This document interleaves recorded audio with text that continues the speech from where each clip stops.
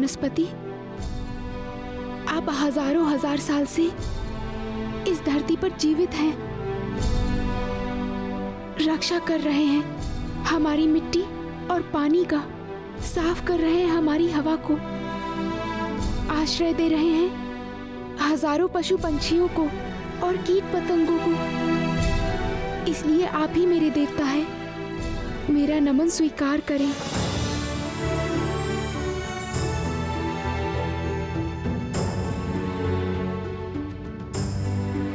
मैं एक साधारण इंसान हूँ। प्रकृति माँ की आदेश से मैं यहाँ पर आई हूँ।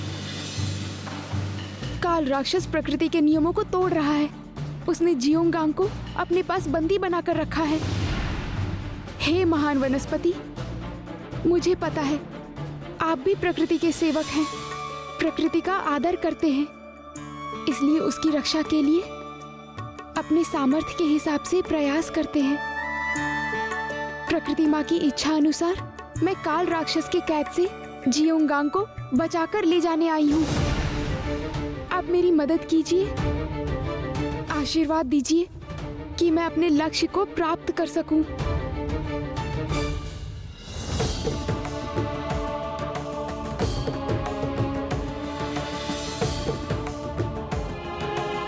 हे वनस्पति, मेरी पुकार सुन लीजिए। मैं आपके जवाब के इंतजार में हूँ। वनस्पति मेरी पुकार सुन क्यों नहीं रहे हैं?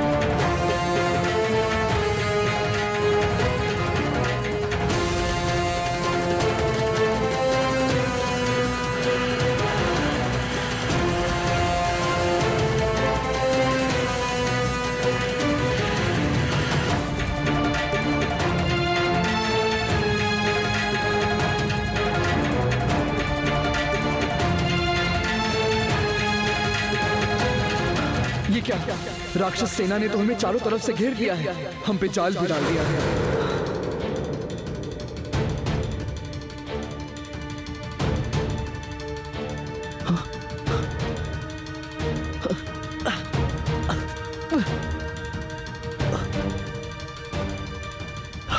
लेकिन पारू,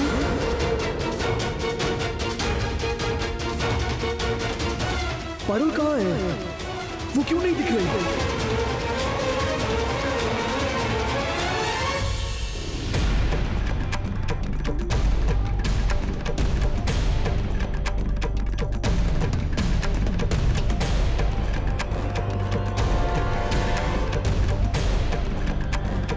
नानू, नानू, पारुल कहाँ है? वो क्यों नहीं दिख रही है? नानू, इस राक्षस सेना के हाथ अगर एक बार पकड़े गए ना तो बच नहीं सकते। पहले ये जाल को काट कर निकलना होगा। नानू, नानू मेरी बात सुनिए। नानू, नानू।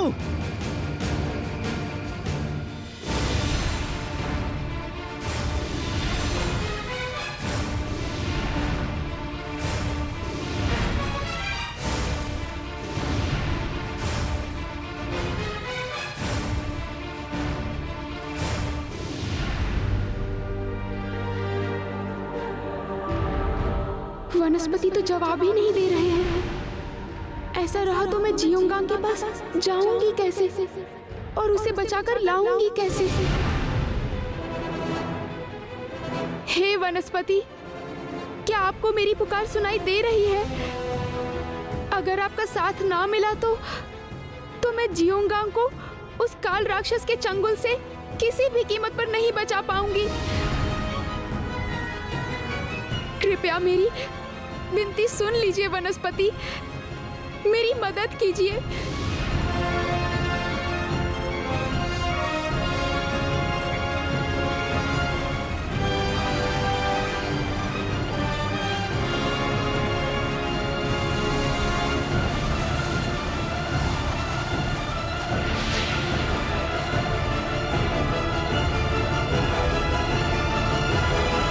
खबरदार, खबरदार, कोई आगे मत आना, कोई आगे मत आना।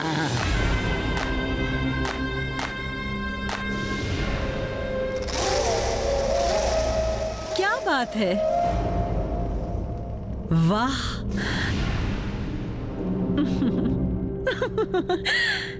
इसे कहते हैं घर का भेदी विभीषण। मेरे ही दादाजी होकर आप मेरे ही दुश्मनों की मदद कर रहे हो। वाह! आप तो, मैंने सुना, राक्षसों के राजपिता हो। आपके इस आचरण से मैं सचमुच बहुत हैरान हूँ। मेरी बात तो सुन एक बार तू। चुप! एकदम चुप! मैं आप पर भरोसा नहीं कर सकती। आपकी किसी भी बात पर अब मुझे भरोसा नहीं होगा, क्योंकि आप एक विश्वासघाती हैं।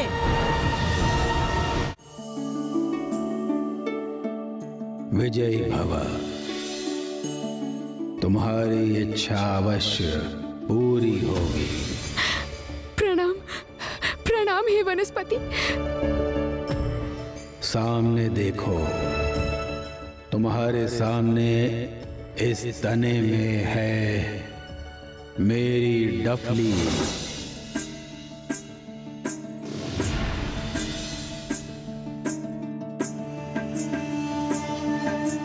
जल्दी उठा।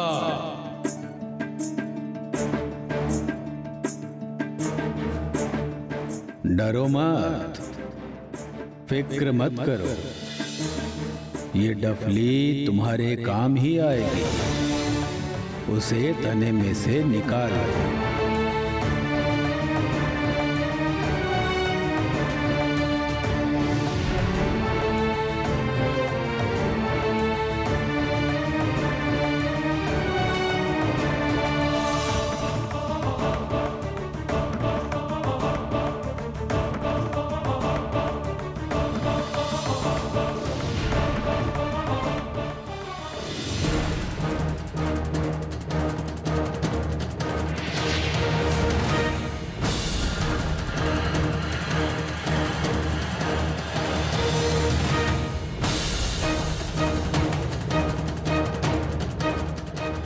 खड़े क्यों हो? बंदी बना लो सेनापति राघव को। ऐसा हाल करो कि वापस कभी टांगों पर खड़ा ना हो सके। जाओ, जाओ सब लोग।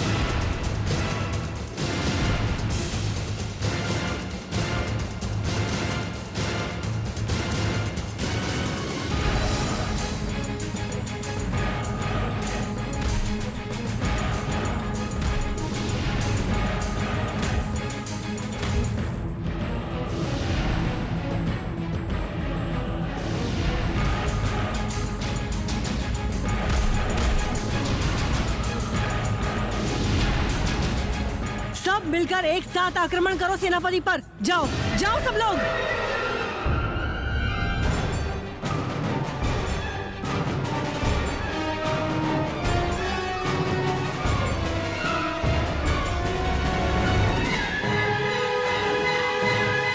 फिक्र मत करो सेनापति राघव, मैं आ रहा हूँ। हाँ?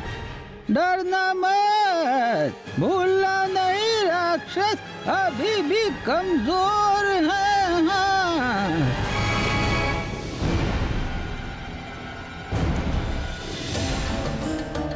पर एक बात याद रखना, बिना जरूरत के इस डफली को मत बजाना। जैसी आपकी आज्ञा वनस्पति जी। मेरा आशीर्वाद है कि तुम सफल होगी। तुम्हारी यात्रा संपूर्ण हो। जल्द ही तुम जियोगांग को लेकर वापस जरूर आओगी।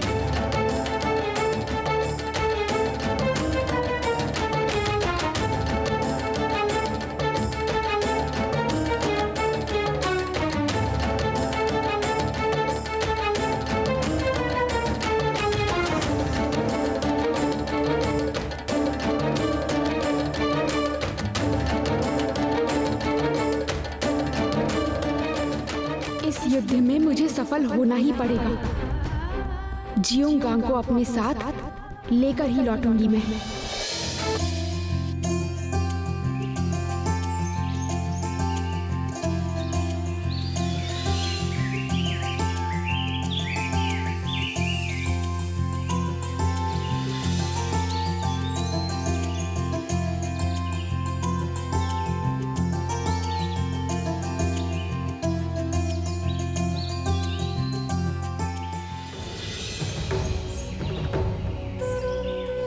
हे वनस्पति, भोर का समय हो रहा है,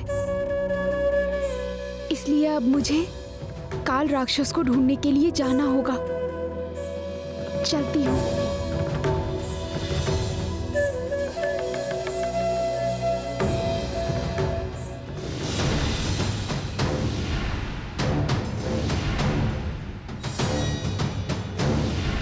वो अकेले रहते हैं उस बर्फ से ढके पहाड़ के ऊपर।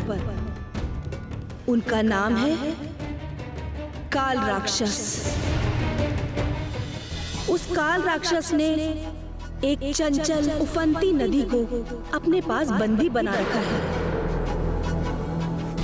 और उस नदी का नाम है जियोगांग।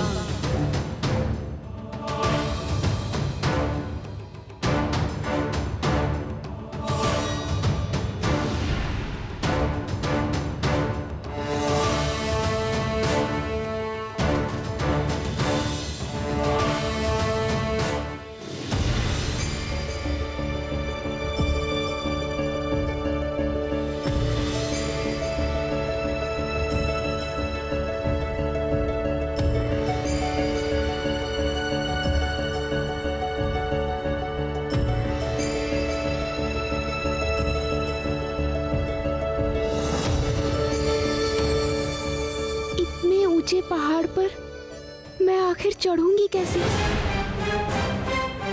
साथ साथ चोटियां हैं। कहाँ ढूंढूंगी काल राक्षस की गुफा? रुकिए, कहाँ जा रहे हैं आप?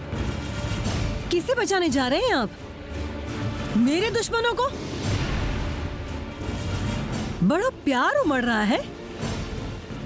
आखिर बात क्या है दादू? मेरे सामने से हट जा मणि तो। हाँ? रास्ता छोड़। खबरदार!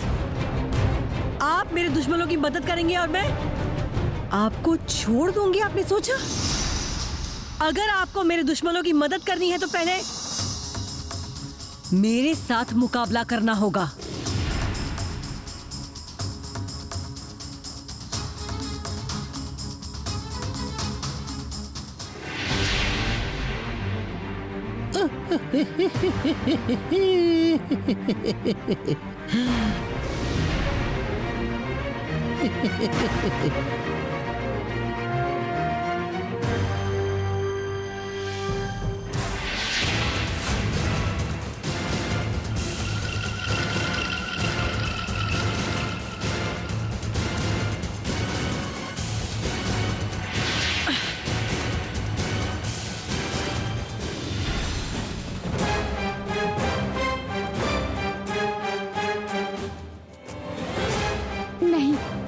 यहाँ खड़े रहकर सोचने से सिर्फ वक्त ही जाया होगा।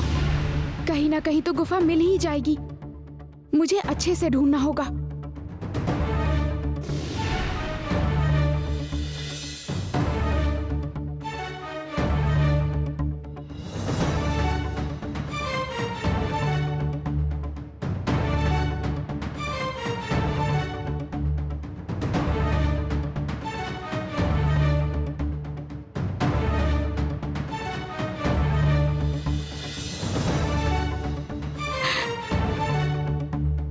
यहाँ तो दूर दूर तक जहाँ भी नजर जा रही है सिर्फ बर्फ ही बर्फ है। कहीं भी किसी गुफा का नामो निशान नहीं है और काल राक्षस की भी कोई आवाज नहीं आ रही है। तो अब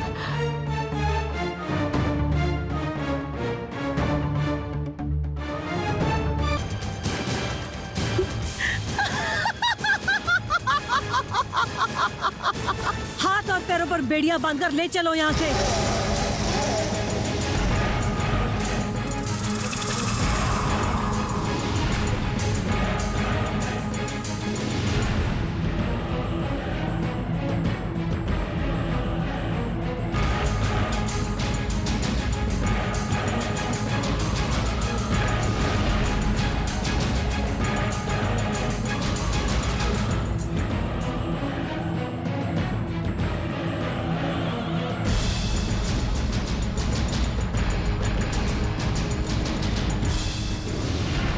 इस आग के घेरे से मुझे निकलना ही होगा।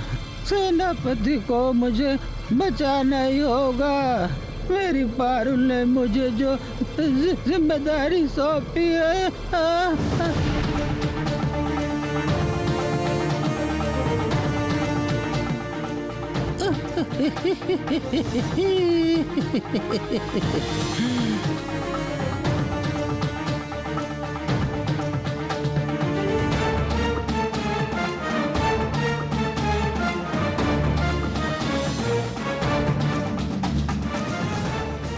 ले गए वो लोग सेनापति को। ईर्ष्या के चलते वो लोग कई पारुल के राघव को मार तो नहीं डालेंगे ना? कहीं ऐसा तो नहीं करेंगे?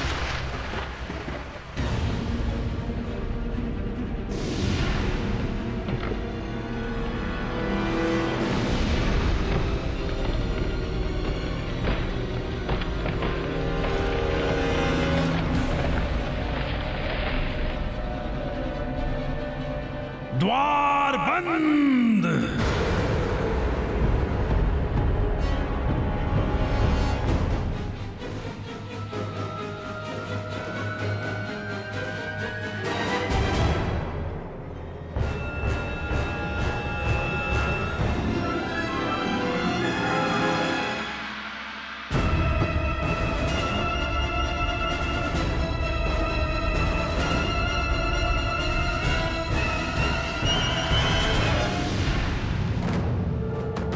मणि, राघव को कहाँ ले गए वो लोग? बता बता जल्दी मुझे। पहले आप बताइए पारुल कहाँ है? मुझे नहीं पता। आपको सब पता है। विश्वासघाती, राक्षस कुल के कलंक हो आप। राक्षस होकर आप मनुष्य की मदद कर रहे हैं। छी दादू छी। आप जैसे राजपिता हो तो बाहर के दुश्मन की तो जरूरत ही नहीं है।